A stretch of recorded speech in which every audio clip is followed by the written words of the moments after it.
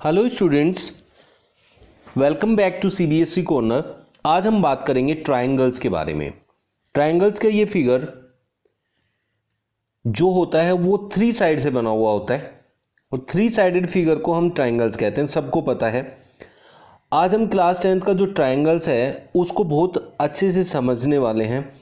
तो ट्रायंगल्स में important questions और ट्रायंगल्स के कॉन्सेप्ट्स, क्वेश्चंस कैसे करते हैं वो सब इसमें बताने वाला हूँ। दिस इज़ द पार्ट 1 जिसमें कुछ ज़्यादा क्वेश्चंस इंक्लूड नहीं कर पाया हूँ, बट ये है कि नेक्स्ट 2 वीडियोज़ में पूरा कवर अप हो जाएगा। चलिए स्टार्ट करते हैं। फर्स्ट ऑफ ऑल जो ट्रायंगल्स हैं, ट्रायंगल्स में हमारा जो क्लास 10th में कॉन्सेप्ट है वो है सिमिलर फिगर्स। सिमिलर फिगर्स कैसी होती हैं? एक जैसी दिखाई देने वाली दो फिगर्स, जैसे हम एक एग्जांपल लेते हैं, ये एक हमारा सर्कल है, एक ये सर्कल है, ये दिखने में एक जैसे हैं, ये भी राउंड है, ये भी राउंड है, दिखने में एक जैसे हैं, तो इसलिए इनको हम सिमिलर बोलेंगे, ये हमारे सिमिलर होंगे। लेकिन अगर हमें कॉन्ग्रुएंट बनाना है तो कॉन्ग्रुएंट बनाने के लिए सिमिलैरिटी एंड कॉन्ग्रुएंसी में डिफरेंस क्या होता है? सिमिलैरिटी में हमें वो दिखाई वैसा सा देगा, छोटा बड़ा हो सकता है, साइज मैटर नहीं करेगा। लेकिन जब हम कॉन्ग्रुएंसी की बात करते हैं तो साइज भी मैटर करता है और उसका अपीयरेंस भी मैटर करता है। अब हम बात करते हैं, दो ट्रायंगल्स ले लेते हैं, हम ट्रायंगल्स की बात करते हैं। एक ट्रायंगल हमने ऐसा बनाया और एक ट्रायंगल हमने ऐसा बनाया। इसको हम अगर चाहें तो देखें तो अभी आपको दिखने में ये एक जैसा सा लगेगा, बट ये अलग भी हो सकता है और एक जैसा भी हो सकता है। तो वो डिपेंड करेगा कि इसके एंगल्स और इसके एंगल्स एक जैसे है कि नहीं है। लेकिन ऑब्वियसली आप एक बात समझ सकते हैं, दिस इज अ ट्रायंगल। अब अगर इस ट्रायंगल की मैं बात करता हूं तो ये ट्रायंगल इसके कॉन्ग्रुएंट नहीं हो सकता है। क्यों नहीं हो सकता है? क्योंकि इसका साइज बड़ा है और इसका साइज छोटा है। जैसे हम दो गाड़ी ले लेते हैं, एक कंपनी की, एक ही मॉडल, जैसे मारुति स्विफ्ट ले लेते हैं। तो दो गाड़ी जब हम बराबर बराबर खड़ी करते हैं, सेम मॉडल लाइक VXI, तो they will be exactly same, बिल्कुल एक जैसे होंगे, उनको कहेंगे कॉन्ग्रुएंट। लेकिन अगर मैं स्विफ्ट की एक डमी कार ले लेता हूं, टॉय कार, तो वो हो जाएगा उसका similar figure but not congruent. This is the difference between similarity and congruency. तो कॉन्ग्रुएंसी में हमें देखना है कि वो कैसा दिखता है। तो अब हमारे पास बहुत सारी फिगर ऐसी होती हैं जो हमेशा सिमिलर होती हैं, जैसे सर्कल होता है, इक्विलैटरल ट्रायंगल होता है, स्क्वायर होता है। इन सब को हम हमेशा सिमिलर कंसिडर करेंगे। बात करते हैं ट्रायंगल्स की फर्स्ट एक्सरसाइज के बारे में, जिसका फर्स्ट क्वेश्चन आप लोगों के सामने है। All circles are similar. अभी हमने बताया कि सारे सर्कल्स सिमिलर होते हैं because they are round in shape, दिखने में एक जैसे हैं। लेकिन अगर सर्कल्स को कॉन्ग्रुएंट होना है तो उसके लिए उनका एग्जैक्टली सेम साइज होना है, और सेम साइज सर्कल्स का तभी होता है जब उनका रेडियस इक्वल होता है। तो अगर कॉन्ग्रुएंसी चाहिए सर्कल्स के अंदर तो वहाँ हम बोलेंगे कि उनका रेडियस आपस में इक्वल होना चाहिए, अदरवाइज सारे सर्कल सिमिलर तो होते ही हैं। सेम कंडीशन होती है स्क्वायर्स के साथ। All squares are similar to each other. Congruent होने के लिए उनकी सारी साइड्स आपस में इक्वल होना जरूरी होता है। All dash triangles are similar. Equilateral triangles जो होते हैं वो सिमिलर होते हैं बिकॉज उनके एंगल सबके 60 डिग्री होते हैं, तो उनका अपीयरेंस बिल्कुल सेम होता है। और अगर उनको कॉन्ग्रुएंट होना है तो उनकी लेंथ इक्वल हो जाएगी, तो वो कॉन्ग्रुएंट भी हो जाएंगे। अदरवाइज सारे इक्विलैटरल ट्रायंगल्स जो होते हैं वो सिमिलर होते ही हैं। Two polygons of the same number of sides are similar if their corresponding angles are equal. Equal होना चाहिए and their corresponding sides are proportional. वो प्रोपोर्शनल होना चाहिए, इक्वल एंड प्रोपोर्शनल। तो अब आपको क्या समझना है कि वो प्रोपोर्शनल का क्या मतलब होता है। लाइक अगर हम दो ट्रायंगल बना लेते हैं, let these be two triangles, ये हमारे दो ट्राइंगल्स हैं। ये साइड इसके रेशियो में होना चाहिए। सपोज अगर ये इसके इक्वल है तो ये इसके इक्वल होना चाहिए, ये इसके इक्वल होना चाहिए, ये इसके इक्वल होना चाहिए। अगर ये इसका डबल है तो डबल का रेशियो चलेगा, हाफ है तो हाफ का रेशियो चलेगा।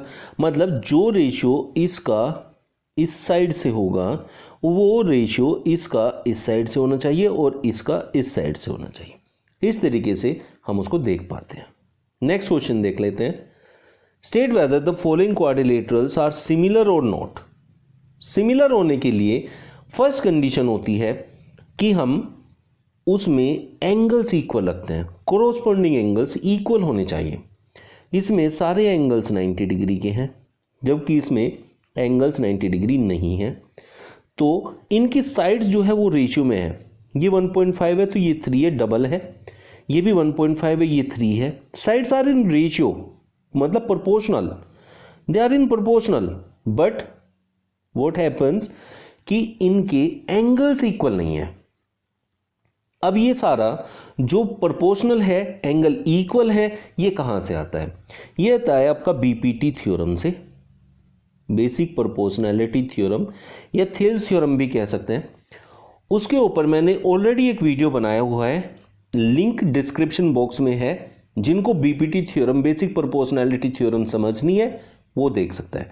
बाकी मैं एक बार मोटा मोटी बता देता हूं कि बीपीटी थ्योरम कहती है, बेसिक प्रोपोर्शनैलिटी थ्योरम कहती है कि अगर दो साइड आपस में सिमिलर है, लाइक दिस, ये दोनों सिमिलर है, तो इनके कोरोस्पोंडिंग एंगल्स आपस में इक्वल होते हैं और इनकी जो साइड्स होती हैं वो आपस में प्रोपोर्शनल होती हैं। लाइक ए बी सी ये ट्राइंगल है और let it be P Q R.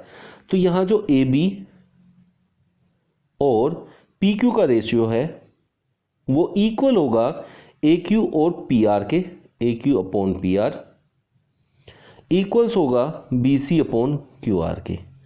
तो लाइक दिस वो चलता है। अगर हम एक ट्राइंगल ले लेते हैं,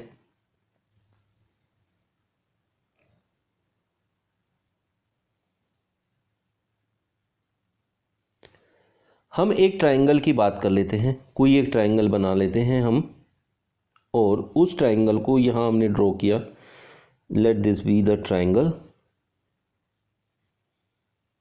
late this be the triangle, और उसमें एक साइड हम बना देते हैं जो कि थर्ड साइड के वो आपकी पैरेलल है। Let this be A B C D E, D E is parallel to B C. तो हमारी बीपीटी थ्योरम कहती है कि A D upon D B, A D upon D B will be equals to A E upon E C, A E upon E C. अगर किसी एक particular triangle की बात करते हैं तो फिर भी अगर समझना है डिटेल में बीपीटी थ्योरम को तो मैंने लिंक डिस्क्रिप्शन बॉक्स में दिया हुआ है, आप वहां से जाके उसको चेक कर सकते हैं, उस वीडियो को वॉच कर सकते हैं। नेक्स्ट क्वेश्चन हम देख लेते हैं। DE is parallel to BC and यहां पर भी यही है, D is parallel to BC, ये दो ट्राइंगल है। फाइंड EC, EC फाइंड करना है एंड AD, AD हमें फाइंड करना है। C, अगर ये इसके पैरेलल है तो हमारे पास बीपीटी थ्योरम क्या कहती है कि दिस अपॉन दिस, इनका ratio will be equal to this upon this, जो मैंने अभी अभी आपसे डिस्कस किया। तो यहां ये side 1.5 divided by this that is 3 equals to 1 upon let it be x, 1.5 2 जो 3, x इधर जाएगा 2 इधर जाएगा तो x equals to 2। Like this you will calculate this value. Similarly इस वाली फिगर में भी होगा, let this be x, so x by 7.2 will be equals to 1.8 divided by 5.4। ये इससे 3 टाइम्स जाता है, 7.2 इधर जाएगा तो x will be equals to 7.2 divided by 3, 3 2 जो 6, 3 4 जो 12, तो x equals to 2.4। Like this will calculate. Important questions मैं अभी आप लोगों से डिस्कस करूंगा, कौन से क्वेश्चन ज़्यादा इंपॉर्टेंट है बोर्ड के लिए और कौन से नहीं। E and F are points on the side PQ and PR respectively of a triangle PQR. For each of the following cases, state whether EF is parallel to QR or not. Let us draw a triangle.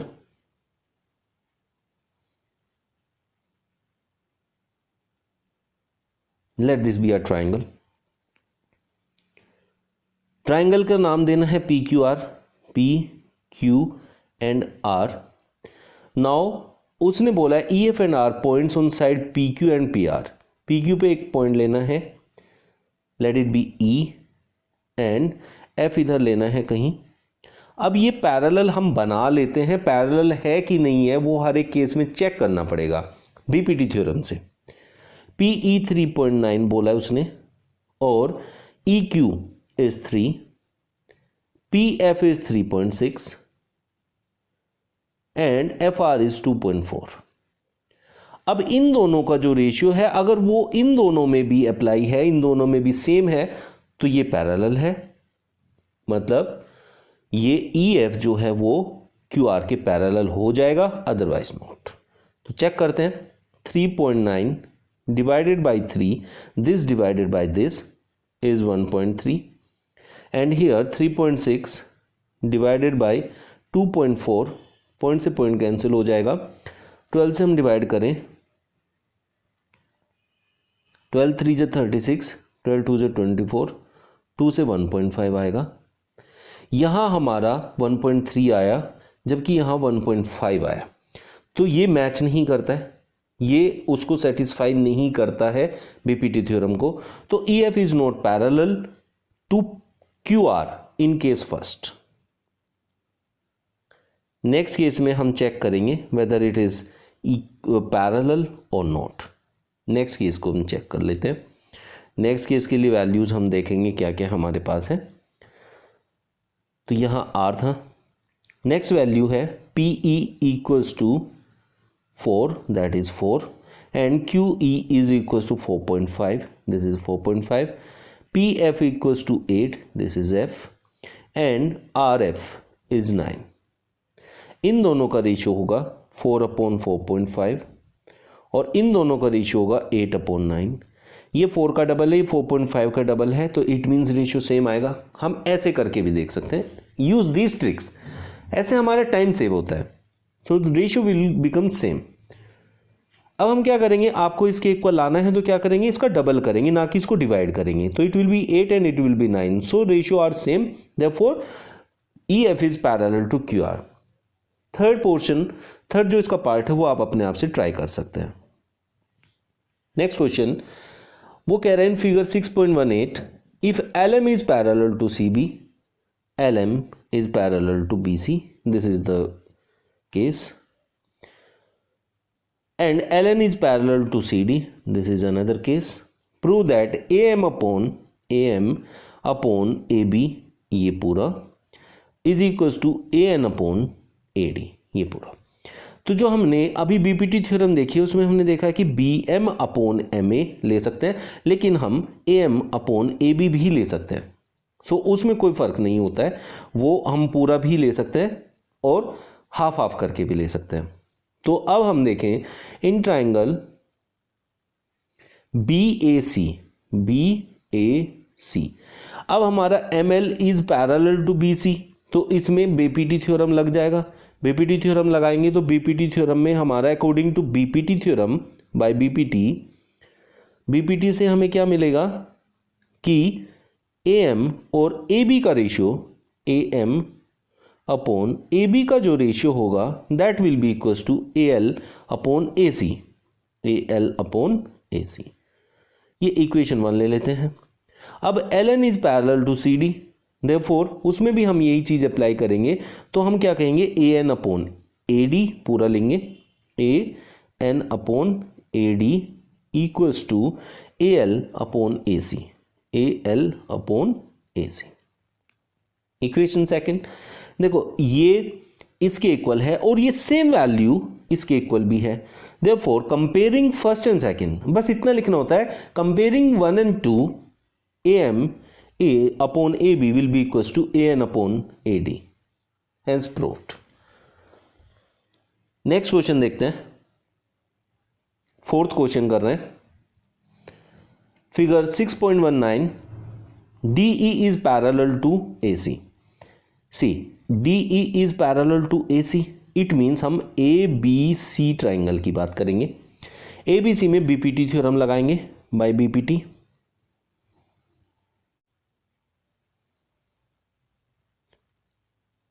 Bye BPT अब आपको करना क्या है, पहले आप लोगों को question में देखना है कि आपको रेशियो किसका लेना है। जैसे BF और FE का लेना है, BF और FE, और BE और EC लेना है, BE और EC।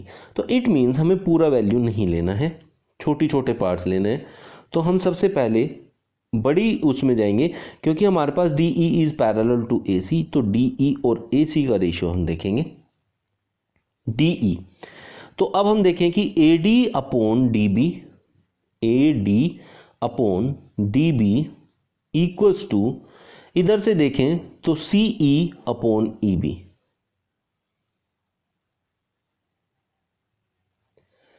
CE एंड EB ये रहा हमारे पास। और अब हम दूसरा पार्ट देखते हैं, इसमें दूसरे में किसको किसके पैरेलल बोला है, अब उसकी बात करते हैं।